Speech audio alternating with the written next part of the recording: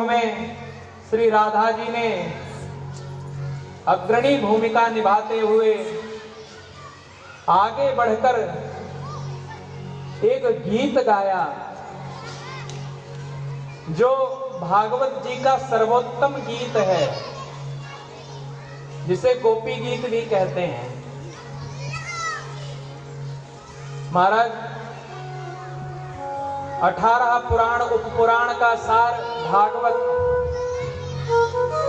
और भागवत में भी दशम स्कंद की महत्ता है। दशम स्कंद में भी रास पंचाध्यायी की महत्ता है, क्योंकि ये रास पंचाध्यायी भगवान के प्राण अपान व्यान स्वान उदान वायु है। और उसमें ये जो गोपी गीत है, ये भगवान की आत्मा है। किसी भी कृष्ण प्रेमी के लिए गोपी गीत मात्र का पाठ भी बहुत हो जाता है। वो केवल गोपी गीत का भी पाठ कर ले तो जो कृष्ण का प्रेमी है उसकी दिन भर की पूजा हो गई। अद्भुत है गोपी गीत। जिनको याद है वो गाएंगे, जिनको नहीं याद है वो सुनेंगे, क्योंकि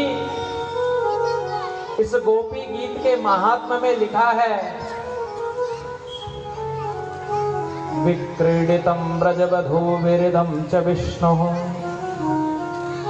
श्रद्धान्वितो शृणुयाद् अथ वर्णयेद्यः हृद्रोगमाश्मपहिनोत्य चिरेण धीरः। हृदय का रोग मिट जाता है।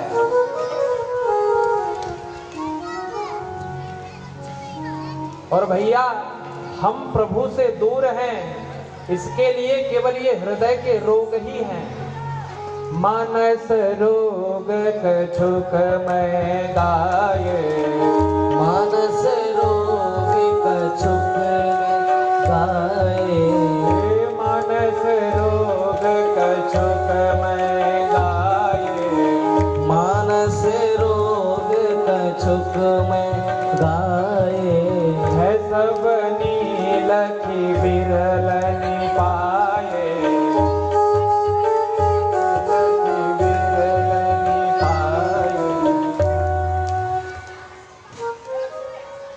ये जो हृदय का रोग है यही भगवान से मिलने नहीं देता। आइए गोपी गीत जो शार्दूल विक्रीडित छंद में है, जैसे सिंह की गर्जना मात्र से जो अन्य वन्य पशु हैं वो भयभीत हो जाते हैं, उसी प्रकार शार्दूल विक्रीडित ये जो छंद है, इसके श्रवण मात्र से पाप कांप उठते हैं। जयति तेधिगम जन्मना भृजा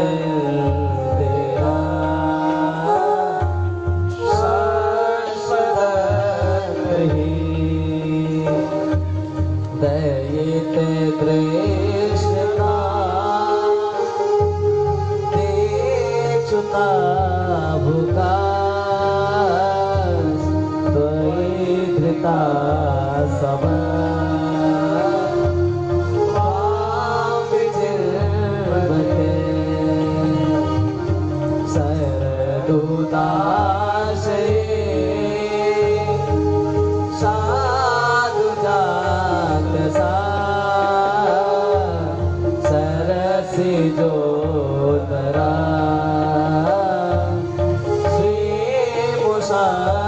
दशा सूरत रात दे सुरदासिका बरद देव तो नेह क्यों बधा विस जरा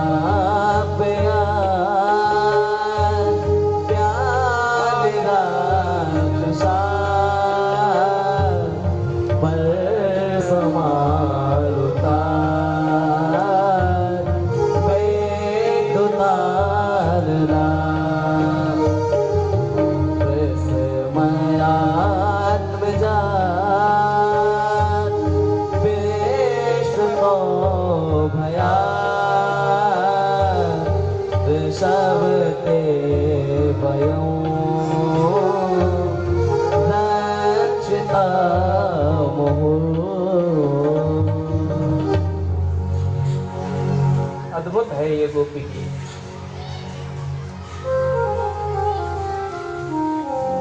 इसको सुनने मात्र से मन बिल्कुल शांत हो जाता है।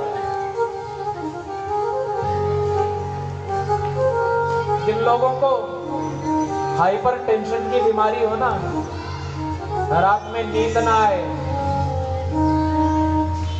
सोते समय गोपी गीत सुने, ये बीमारी निश्चित ही शांत हो जाएगी।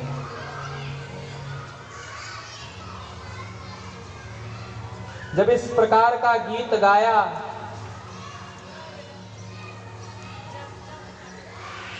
तो प्रभु से भी रहा नहीं गया, क्योंकि भगवान कहते हैं ये यथा माम प्रपद्यन्ते तांस तथैव भजाम्यहम्। जो मुझे जैसा भजता है मैं उसे उसी प्रकार उतना ही भजता हूं।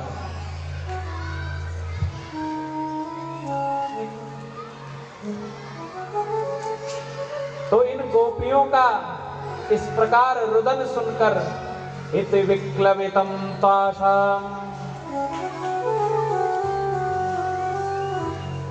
श्रुत्वा योगेश्वरेश्वरः। जब प्रभु ने सुना तो वहां पर कोटि मनमथ लावण्य हृद्येषु मुरलीधरः। करोड़ों करोड़ों कामदेव के सौभग मद को लज्जित कर देने वाले वो नित्य किशोर, जिनको देखकर उर्वशी, मेनका, तिलोत्तमा, रंभा, सव्यसाची, इन सब के भी कटिसूत्र शस्त्र शस्त्र निबद्धनी विविलसत् गोपी सहस्त्रावृतम नीचे सरकने लगते हैं। ऐसे प्रभु उन गोपियों के मध्य में आकर प्रकट हो गए। अभी तक तो रास कर रहे थे प्रभु, अब क्या किया? महारास किया।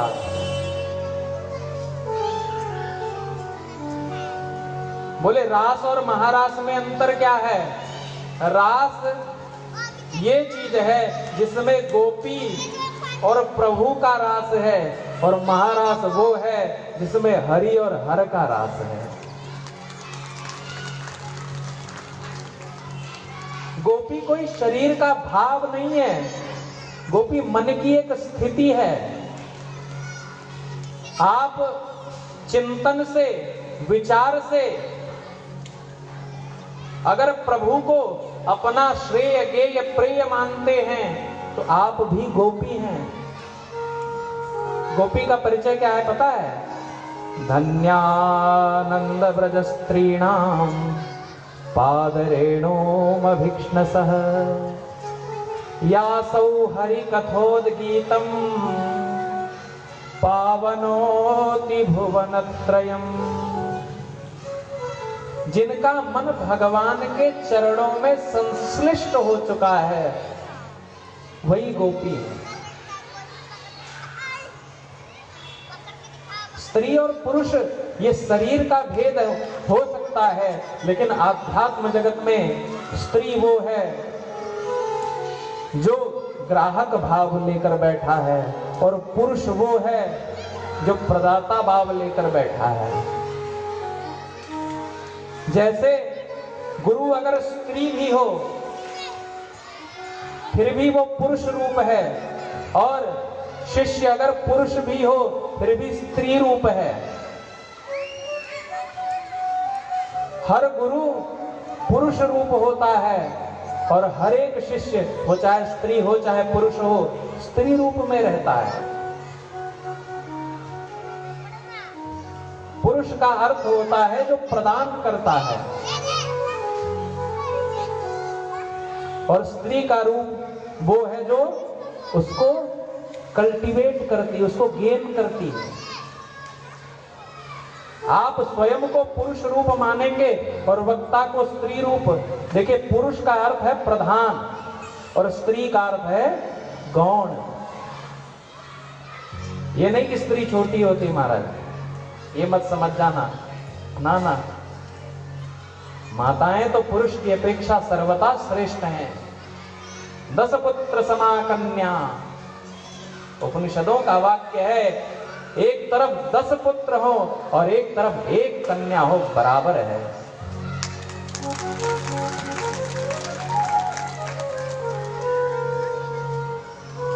पर यहां पर आध्यात्म में पुरुष भाव का अर्थ है श्रेष्ठ और स्त्री भाव का अर्थ है छोटा।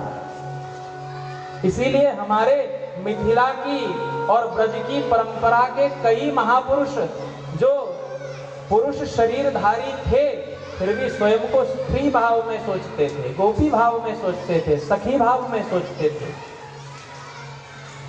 अगर गोपी केवल शरीर की आकृति होती तो सनकादिक भी उस रास में पधारे थे।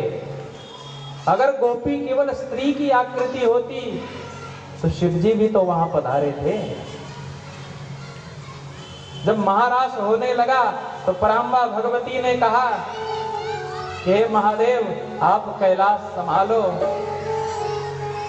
हम तो जा रही हैं रास में। बोले बाबा बोले हम भी चलेंगे महाराज।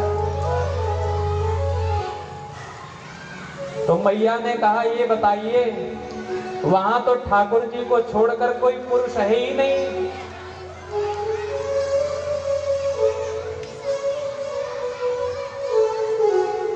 तो बाबा ने कहा कि मुझे भी स्त्री रूप बना दो, सखी रूप में बना दो।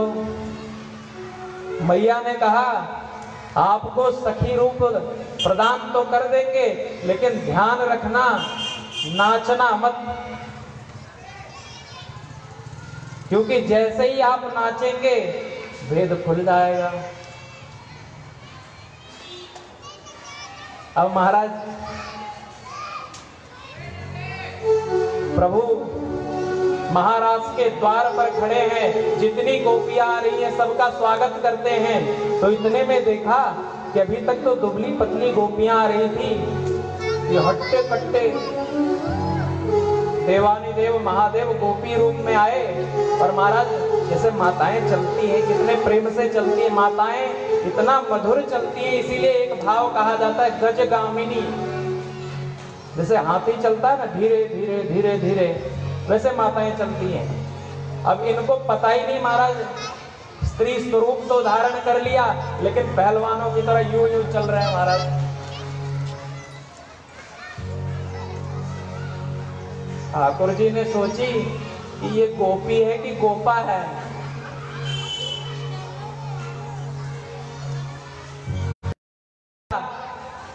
तो स्मरण में आया न ये गोपी है न ये गोपा है, ये तो गोपेश्वर है।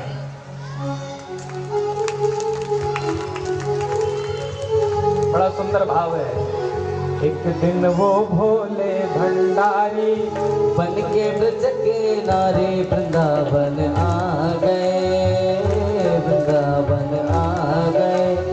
एक दिन भोले भंडारी बन के ब्रज के नारे वृंदावन आ गए, वृंदावन आ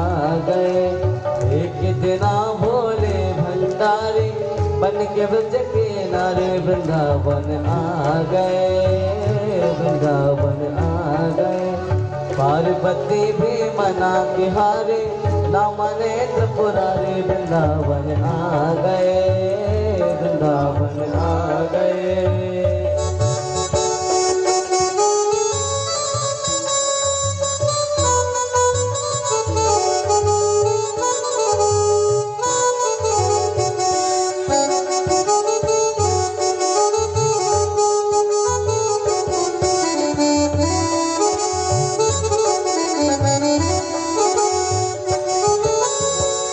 पार्वती से बोले मैं भी चलूंगा तेरे साथ में, तेरे साथ में। पार्वती से बोले मैं भी चलूंगा तेरे साथ में, तेरे साथ में। राधा संग श्याम नाचे मैं भी नचूंगा तेरे साथ में, रास रचेगा ब्रज रचेगा हमें दिखाओ प्यारे वृंदावन आ गए, वृंदावन आ गए। एक दिना भोले भंडारी बन के ब्रज के नारे वृंदावन आ गए, वृंदावन आ गए।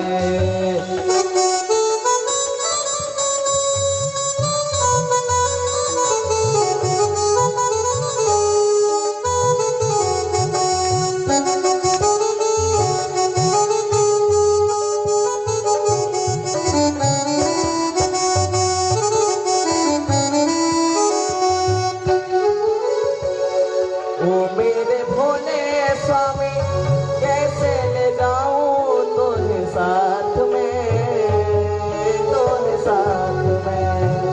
ओ मेरे भोले स्वामी कैसे ले जाऊं तोरे साथ में, तोरे साथ में। ओ मेरे भोले स्वामी कैसे ले जाऊं तोरे साथ में, तोरे साथ में। मोहन के सिवाना कोई जाएगा वहाँ उस रास में, उस रास में। हंसी करेंगे ब्रज के नारे, हंसी करेंगे ब्रज के नारे। मानवाद हमारे वृंदावन आ गए, वृंदावन। एक दिना भोले भंडारी बन के ब्रज के नारे वृंदावन आ गए, वृंदावन आ गए।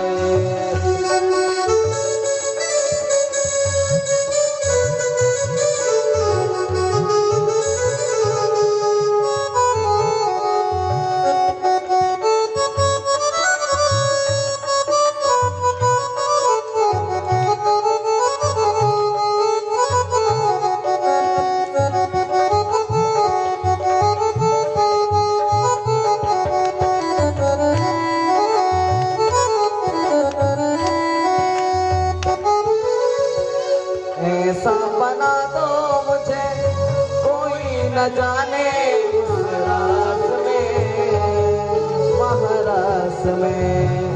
ऐसा बना दो मुझे कोई न जाने महारास में, महारास में। मैं हूँ सहेली तेरी ऐसा बताना ब्रजराज को,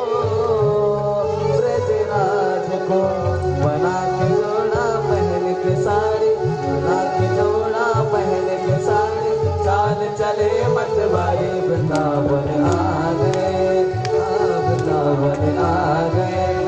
एक दिना भोले भंडारी बन के ब्रज के नारे वृंदावन आ गए, वृंदावन आ गए।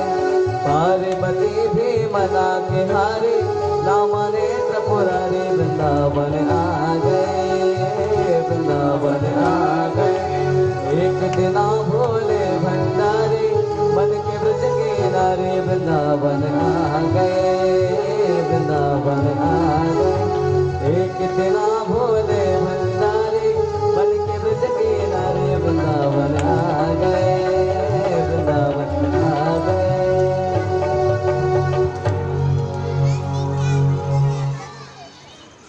स्वयं देवाधिदेव महादेव अपने परमाराध्य उन प्राण प्रियतम प्रभु की सर्वोत्तम लीला का दर्शन करने आए। प्रभु पहचान तो गए थे महाराज, है तो बाबा जी, लेकिन भगवान ने सोचा बाबा हमारे साथ खेल खेल रहे हैं तो कुछ देर हम भी खेल लेते हैं। तो ठाकुर जी ने कही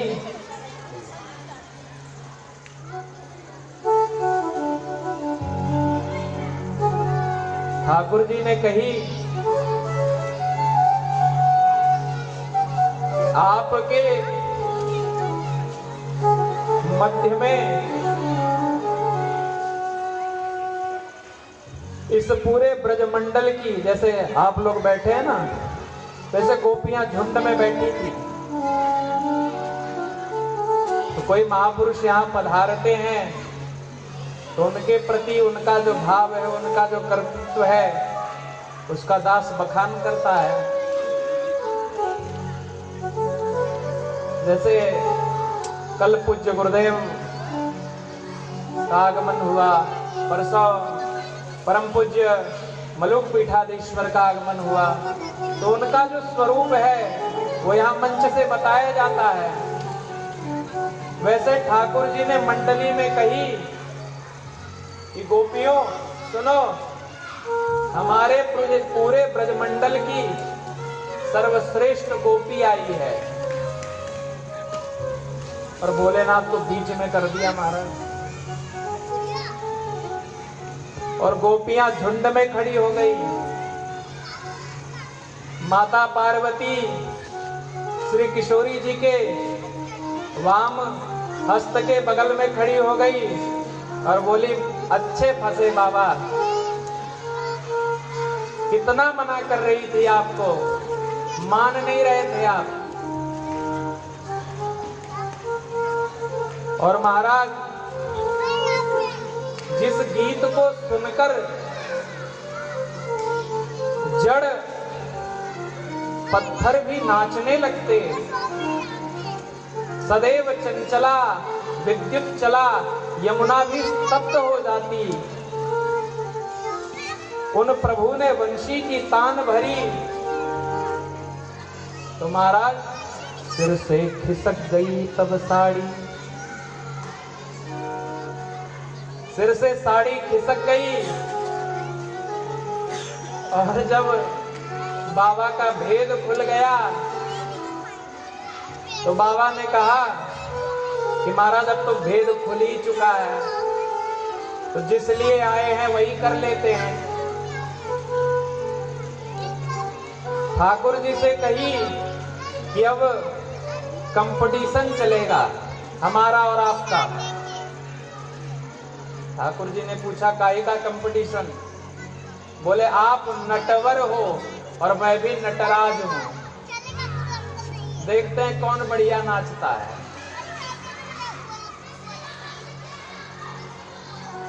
बाबा भी नटराज हैं।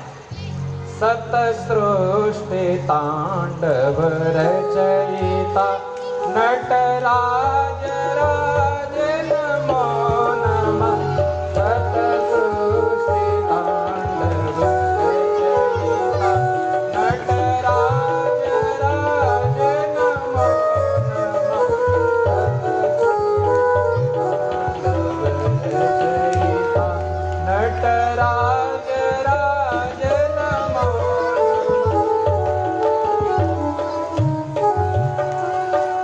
नटराज है महाराज। तो ठाकुर जी ने कही कि हम तो अपने भक्तों से सदा ही हार जाते हैं और आपसे हारेंगे तो हम बदनाम नहीं, हमारा नाम और बढ़ जाएगा। इसलिए हम आज आपसे हार गए। अगर आज आप जीत जाएंगे तो केवल आज ही रास करने का मौका मिलेगा, फिर कभी नहीं मिलेगा। और अगर आज आपने हार मान ली, हमारी गोपियों के सामने मेरी इज्जत रख ली, तो आपके साथ नित्य रास करूंगा। तो आज भी हमारे ब्रजमंडल में, पूरे विश्व में कोई ऐसा स्वरूप नहीं है महादेव का। लहंगा फरिया पहने हुए, नथ धारण किए हुए, त्रिलोचना सखी के रूप में गोपेश्वर महादेव आज भी विराजमान है, दर्शन दे रहे हैं। और ये हरि और हर के सख्य का और हरि और हर के मध्य में जो प्रेम है, उसका आज भी परिचय दे रहा है। हमारे वृंदावन के मुख्य इष्ट बाके बिहारी नहीं है। आप बाके बिहारी दर्शन करने जाएं, जब तक आप गोपेश्वर महादेव का दर्शन नहीं करेंगे, दर्शन पूरा नहीं होगा। ऐसे गोपेश्वर महादेव बड़े सहज प्रसन्न हो जाने वाले देवता, तुरंत प्रसन्न हो जाते हैं। महाराज, ये महाराज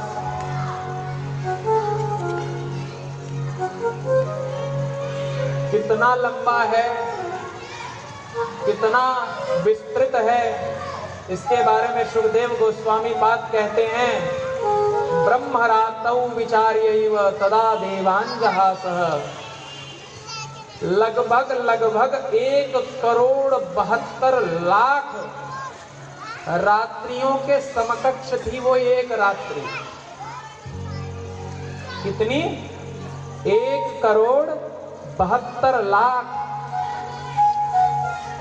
ब्रह्मा जी की रात्रि में जितना समय होता है, उतने समय तक ये महाराज चला।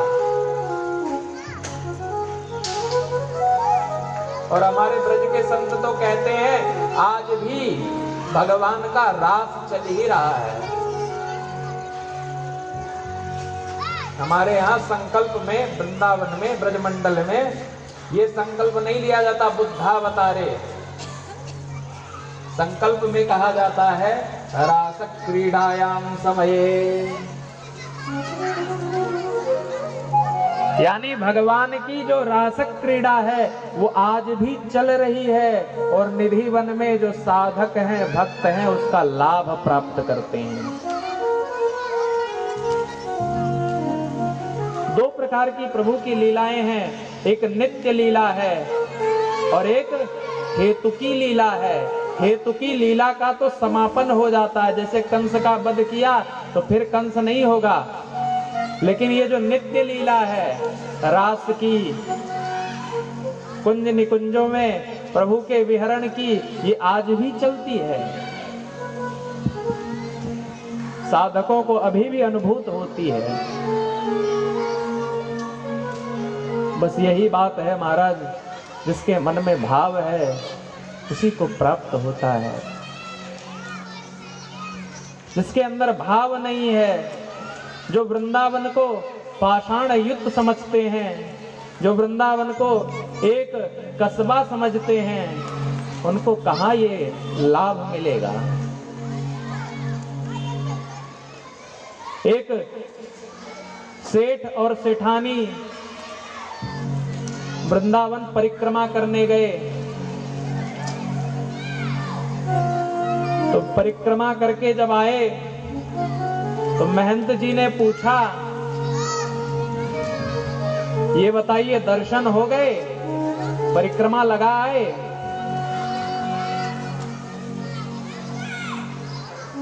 तो उन सेठ सेठानी ने कहा, महाराज परिक्रमा तो लगा है, बड़ी गंदगी है वहां, बड़ी गंदगी है। भैया इन बालकों को थोड़ा।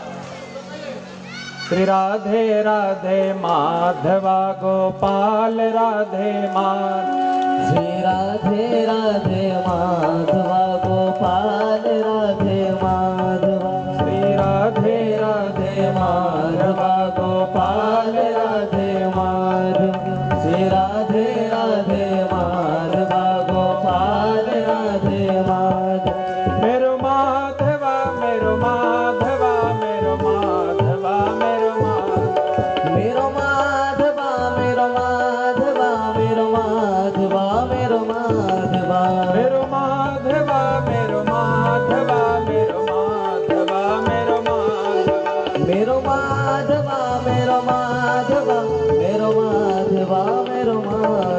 श्री राधे राधे माधवा गोपाल राधे माधवा, श्री राधे राधे माधवा गोपाल राधे माधवा, श्री राधे राधे माधवा गोपाल राधे माधवा। ऐसा नित्य सुख ग्वाल वालों को, गोपियों को हर काल प्राप्त होता है, क्योंकि ये गोपियां ऐसी हैं कि त्रुटि युगायते त्वाम पश्यताम। एक बार पलक भी भगवान को देखे बिना झपक जाती है तो कहती है ब्रह्मा को सब कुछ है लेकिन अक्ल नहीं है। उन ब्रह्मा को जो सृष्टि के रचयिता हैं उनको कहती है धातु पुरा कोपि न बुद्धि दो भूत। ब्रह्मा को कोई बुद्धि बताने वाला नहीं है। अरे हम उन प्रभु को पाने के लिए एक एक क्षण कितनी व्याकुल रहती हैं, और इस मूर्ख ब्रह्मा ने हमारे नेत्रों पर पलक बना दी, और ये पलक समय समय पर झपकने लगती है और प्रभु का विक्षोभ हो जाता है। ऐसा स्वरूप है गोपियों का।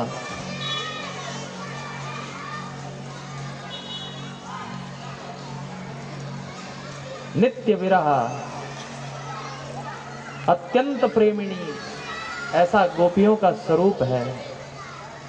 महाराज आगे भगवान का उच्चारण करके आते हैं तो युगल गीत का गोपियों ने गान किया है। बाम बाहु कृत बाम कपोलो वल्गित भ्रूरधरार्पित वेणो कोमलांगुलिभिराश्रित मार्गम गोप्यैरयति यत्र मुकुंद।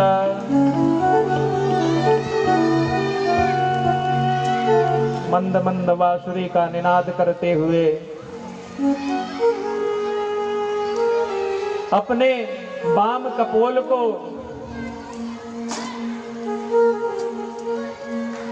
बलदाऊ जी के बाम स्कंध पर रखा हुआ है।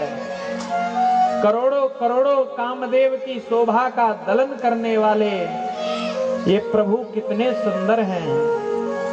गोपियों ने स्तवन किया। यहाँ कंस सब प्रकार के कृत्य करने के बावजूद प्रभु का वध नहीं कर पाया, तो अक्रूर जी को भेजा है। अक्रूर वह है जो क्रूर वृत्तियों से रहित है।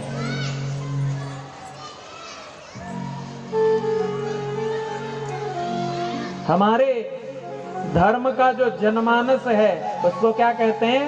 हिंदू। हिंदू किसे कहते हैं? हीन न दूषयेत सा हिंदू। जिसमें हीन भावना कभी नहीं आती उसको हिंदू कहते हैं। मां हिंसयेत सर्वभूतानि, जो इस संस्कृति का अनुगमन करता है उसे हिंदू कहते हैं।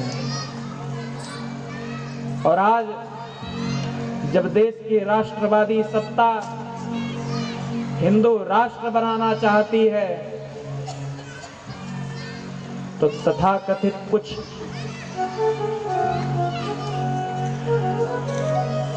सेक्युलर और शांति दूतों को बड़ी पीड़ा होती है। महाराज आप सुप्रीम कोर्ट की गाइडलाइन पढ़िए, हिंदू किसे कहते हैं? सुप्रीम कोर्ट की गाइडलाइन कहती है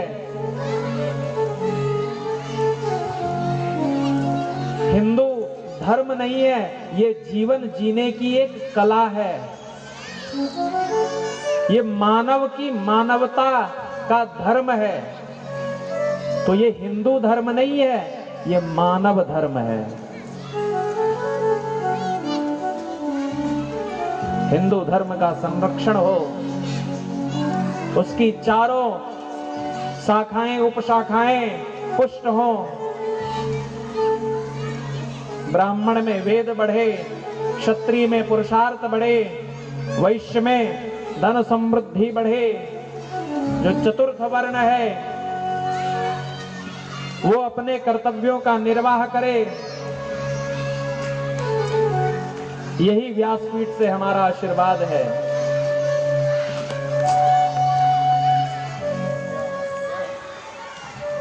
हमारे देश में शूद्र निंदित नहीं है, नाना,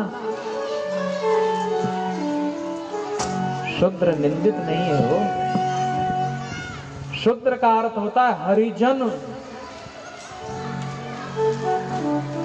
और गोस्वामी पाद ने जीवन पर्यंत क्या चाहा कि प्रभु कभी मुझे अपना जन बना ले, हरि अपना जन बना ले, मुझे भी हरिजन होना है।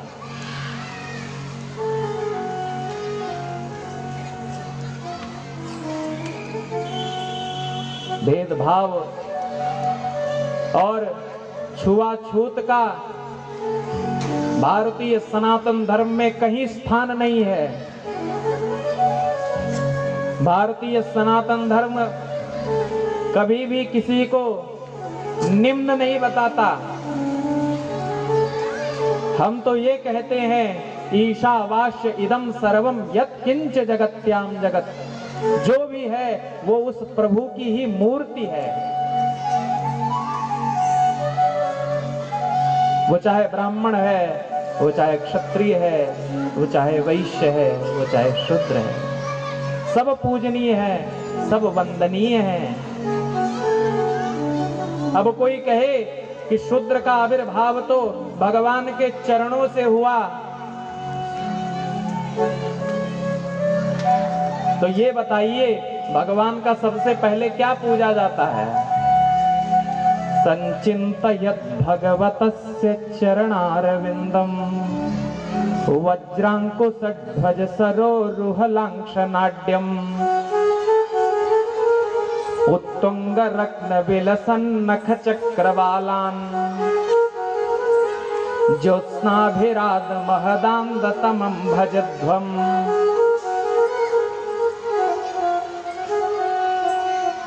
अगर समय रहते हमने सनातन धर्म के इस अभिन्न अंग को स्वीकार नहीं किया तो भारत बहुत बड़ी समस्या में आकर खड़ा हो जाएगा।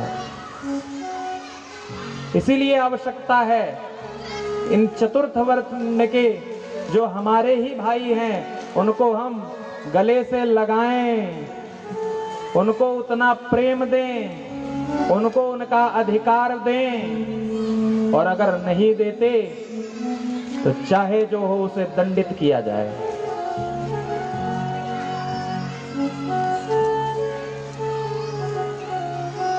अरे जिस प्रभु ने सबका सृजन किया उसने क्या शूद्रों को नहीं बनाया?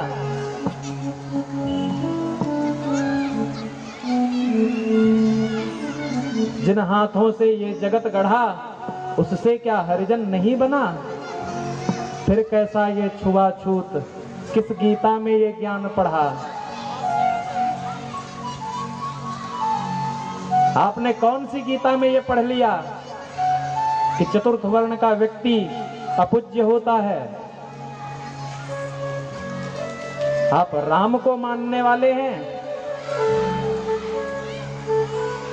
वे राम तो शबरी से पूछते हैं कच्चित्ते गुरु शुश्रूषा कच्चित्ते वर्धते तपः।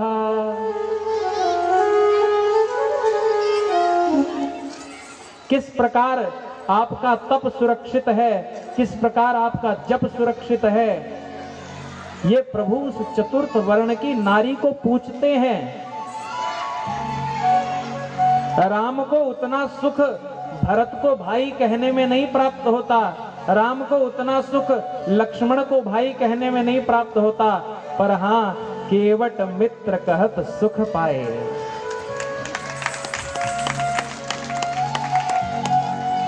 केवट भैया को अपना भाई कहने में प्रभु को बड़ा सुख मिलता है। कोई निंदित नहीं है, हो सब पूज्य हैं, सब उस ईश्वर की संतान हैं। तो नारायण इसी भावना के साथ कथा को विराम दें। इससे पूर्व भगवान नाम संकीर्तन करते हुए वाणी को विराम दिया जाए। श्री राम जय जय राम, श्री राम जय जय राम, श्री राम जय जय राम, श्री राम जय जय राम, श्री राम जय जय राम, श्री राम जय जय राम, श्री राम जय जय राम, श्री राम जय जय राम,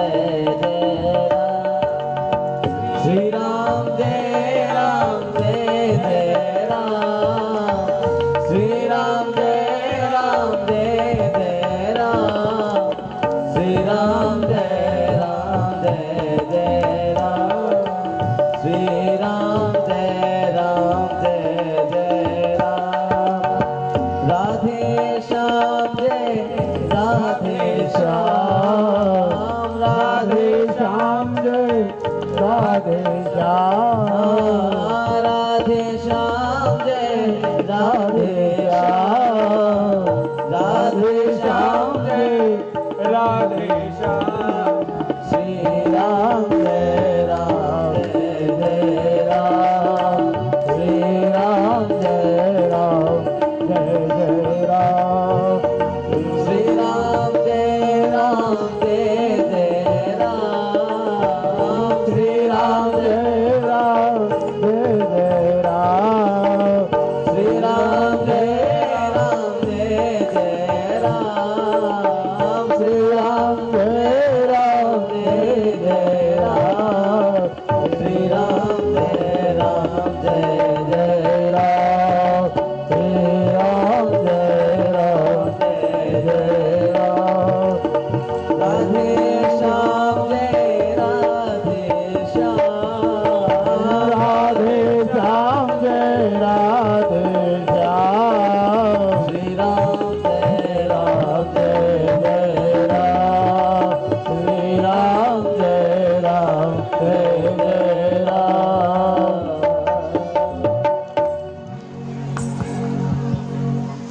देखिए परम हर्ष का विषय है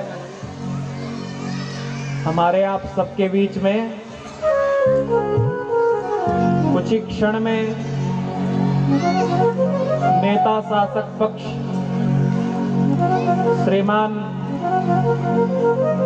गिरिजा शंकर मिश्र पधारने वाले हैं।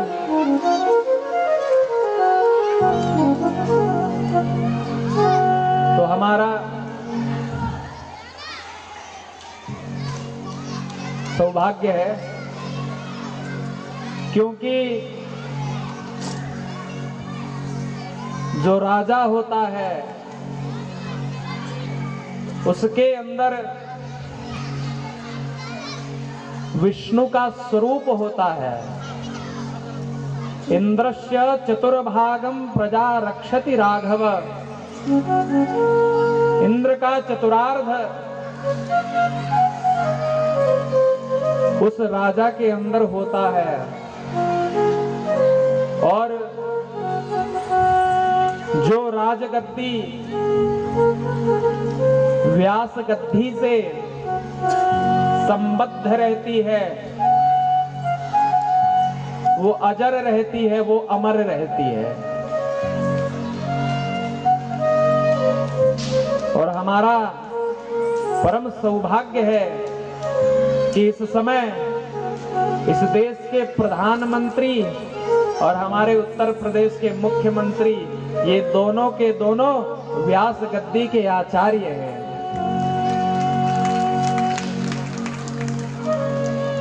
हमारे माननीय प्रधानमंत्री जी भी किसी संत से कम नहीं है महाराज।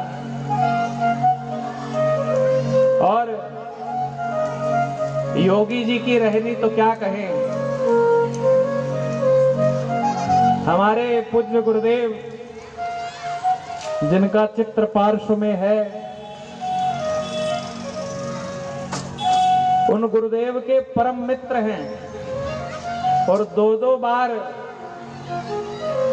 योगी जी ने,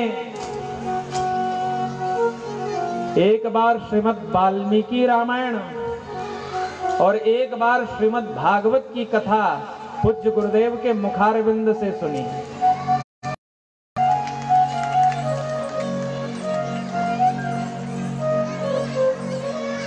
तो नारायण सचमुच इस राष्ट्र का स्वर्णिम काल है कि इस देश में एक ऐसी सत्ता दिल्ली की गद्दी पर बैठी है जो धर्म को मानने वाली है, जो राष्ट्र को मानने वाली है, जो राम को मानने वाली है, जो गौ को मानने वाली है। ऐसी सत्ता के बैठने के कारण ही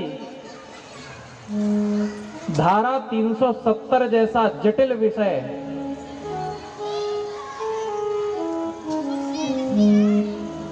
यद्यपि लोगों ने प्रयास तो बहुत किया कि किस प्रकार स्थिति असहज हो जाए, लेकिन कहते हैं ना, सांच को आंच नहीं। और 370 धारा हटाकर उन दुष्टों के मुंह पर ऐसा तमाचा जड़ा है कि आज तक वो याद करते हैं।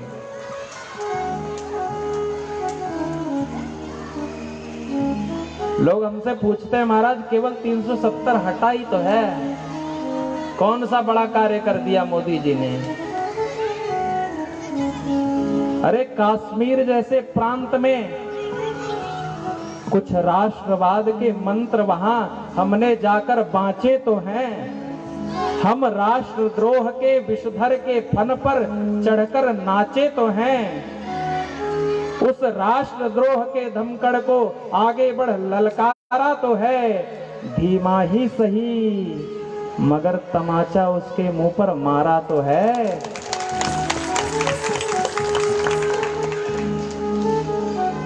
क्या बात करते हैं। मां भारती के ललाट पर एक ऐसा घाव उन दुष्टों ने कर रखा था जिसकी शल्य चिकित्सा की गई है।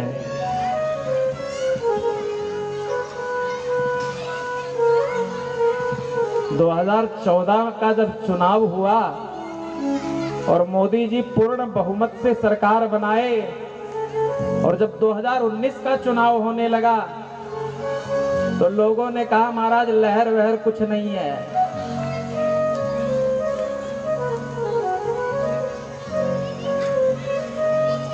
तो व्यासपीठ ने कहा था उस समय कि लहर नहीं ये आंधी है, ये लहर नहीं ये आंधी है, और ये मोदी नहीं देश का दूसरा गांधी है।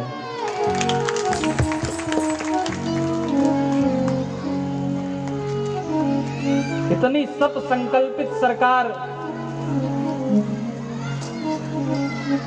राम मंदिर का हम लोगों को कितना अपकर्ष होता था ये कहने पर। कोई पूछता था महाराज जी आपने दीक्षा कहां से ली? अशरफी भवन अयोध्या से। अच्छा अयोध्या में मंदिर बन गया कि नहीं? हमारे परमाराध्य, हमारे जीवन धन प्राण धन वे राम जी टाट में रहते थे, कितना दुख होता था। अब वे प्रभु टाट के महल को छोड़कर ठाठ में रहेंगे, कितना सौभाग्य है। हम भारतवासियों का कितना गौरव बढ़ाया है। जब विदेश में जाकर का प्रधानमंत्री हिंदी में बोलता है और मजबूर करता है इस पूरे विश्व के सबसे बड़े आर्थिक तंत्र अमेरिका को कि आप भी हिंदी सीखिए, कितने बड़े गौरव की बात है। तो हमारे आपके बीच में उसी सत संकल्पित सरकार के नेताजी का आगमन होने वाला है। हमारी तो इच्छा थी कि कथा को विराम दे दिया जाए, पर अब नेताजी आ रहे हैं तो आइए प्रसंग में आगे चलते हैं। अक्रूर जी को कंस ने भेजा और जब कंस ने भेजा तो अक्रूर जी 11 किलोमीटर की जो यात्रा है, सुबह से भोर में निकले थे और वहां पहुंचते पहुंचते उनको 5 बज गए रात के।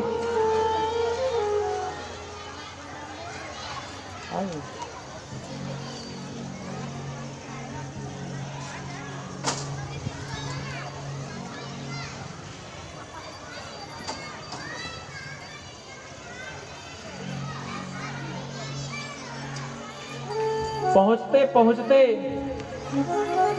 उन्हें 5 बज गए, देर हो गई महाराज, क्योंकि मन तो कहीं और था।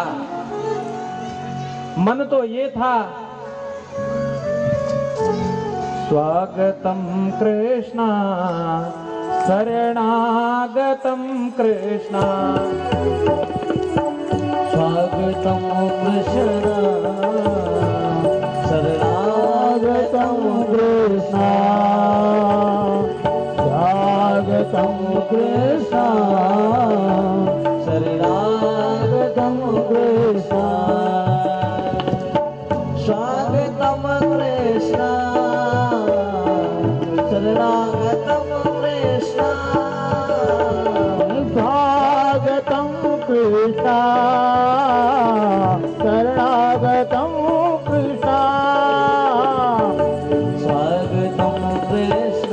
स्वागतम कृष्ण स्वागतम कृष्ण,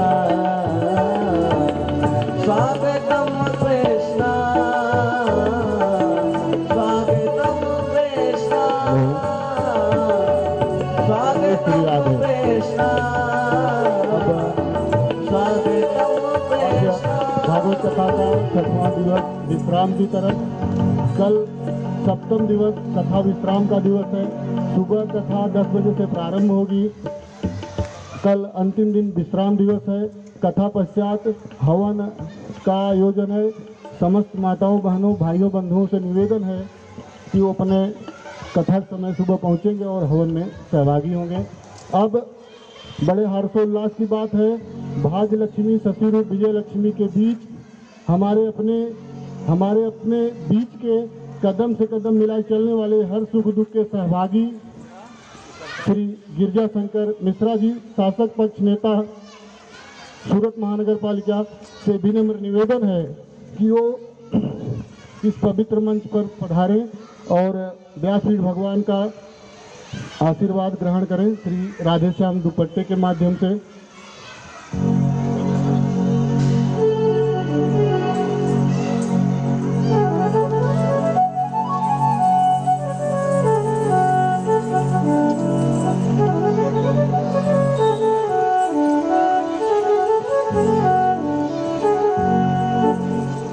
एक बार करतल ध्वनि से नेताजी का स्वागत करें।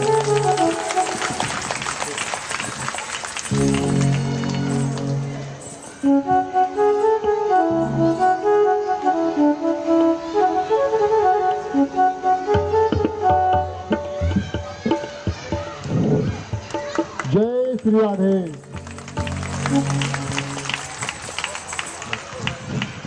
अब कार्यक्रम की अध्यक्षता कर रहे श्री कृष्णकांत तिवारी से आग्रह करता हूँ पुष्प माला के माध्यम से हमारे अपने श्री गिरिजा शंकर मिश्रा जी शासक पक्ष नेता सूरत महानगर पालिका का अभिवादन करें।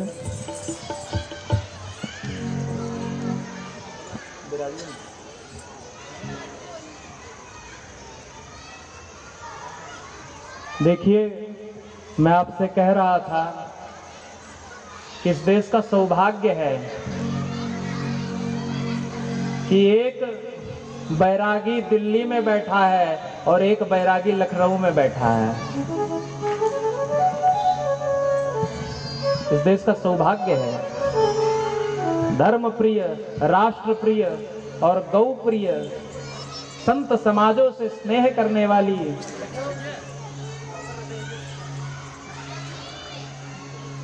ऐसी अद्भुत सत्ता दिल्ली की राजगद्दी पर बैठी है, जो इतनी समर्थ है और जो इतनी निष्ठावान है कि चाहे 370 हो, चाहे राम मंदिर हो, वो राष्ट्र हित में फैसले लेना जानती है।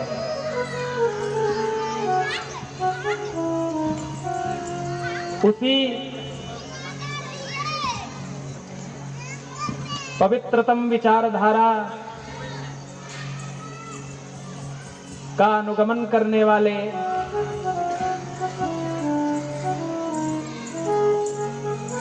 श्रीमान दीनदयाल उपाध्याय जी, जिनका एक मूल मंत्र ही था चरैवेति चरैवेति चरैवेति, केवल सेवा और केवल सेवा।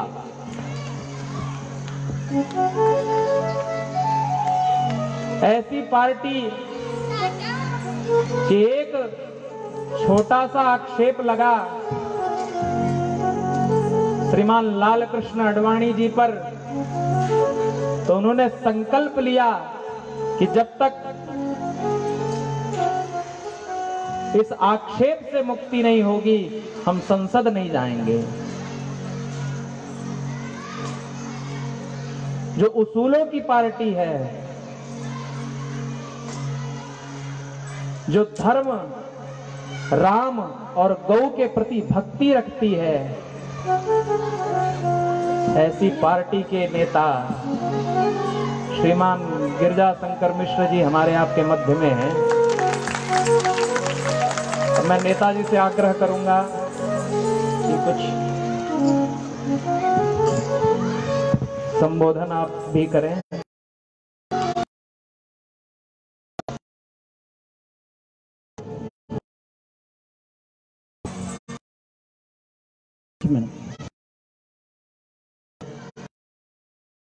पालिका नगर पालिका विस्तार लगता है। विस्तार के अंदर श्रीमद् आदरणीय गुरुजी पंडित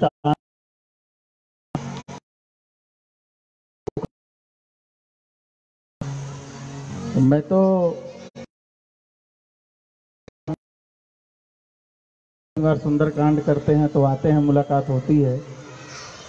इस कार्य हमारे भाइयों बहनों एक अलग हो रहा है। जब गुरु जी जाने शुरू होगी, बहुत दुख भरा उस समय हमसे अलग क्यों हो रहे हैं।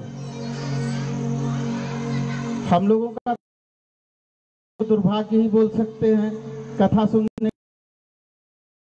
गुरु जी मुझे बहुत अच्छा लगता है, लेकिन हम कथा सुनते हैं राशि में और हमारे भाग्य में जो हूँ।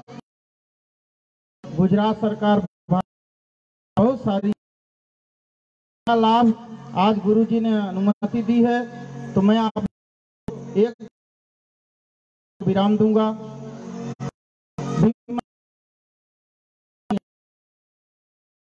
होता है तो किसी का भी हो सकता, भगवान न करे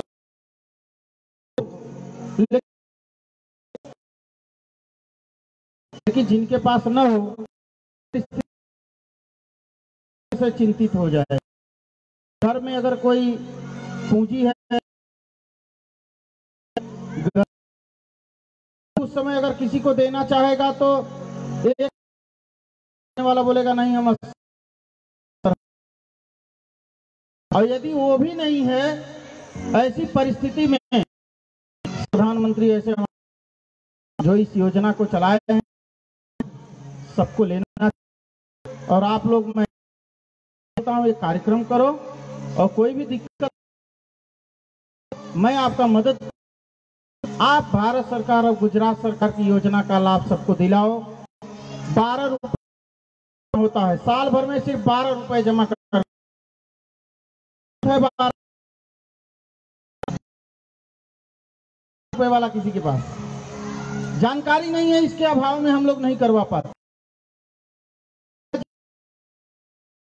मैंने करवा दूंगा, आपको कहीं जाने की जरूरत नहीं पड़ेगी। मैं आपके किसी काम में या शहर में का एक कार्यक्रम चल रहा है,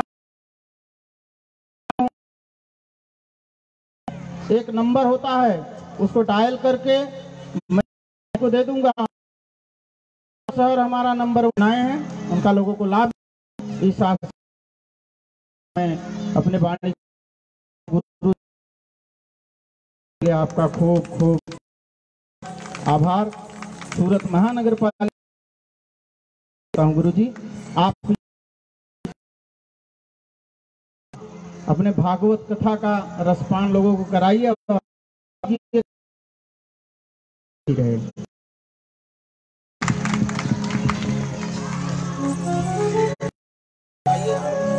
थोड़ा क्षमा करिएगा नेताजी।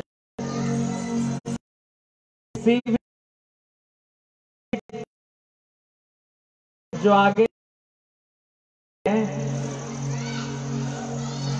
वो लोग कहते हैं महाराज जेब गरम करो। अब हमें ये नहीं समझ में आता डाल दें क्या।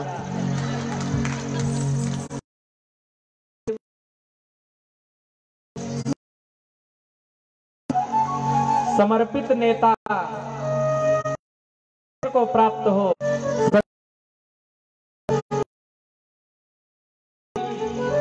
जनता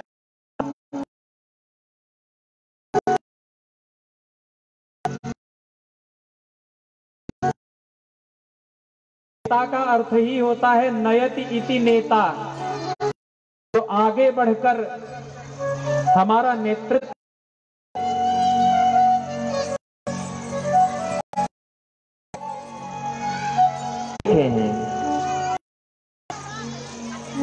तो इतनी सहज और भाषा है। और आपने कहा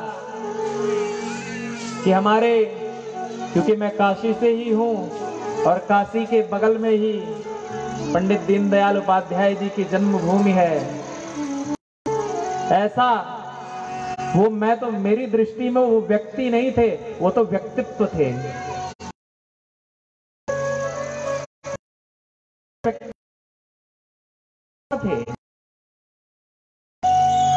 ये सहज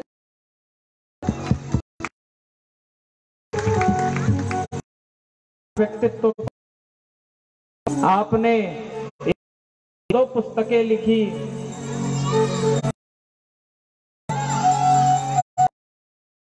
व्यास मंडल, साधुवाद, अपने क्षेत्र में वर्धताम अभिवर्धताम।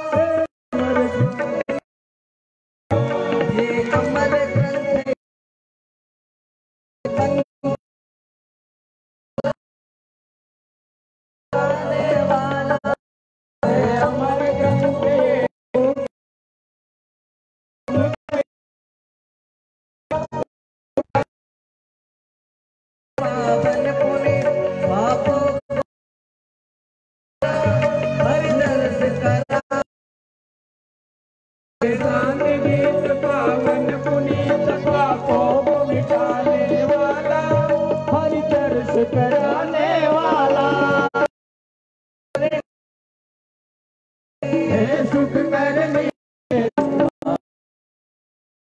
से है तारती भगवान आरती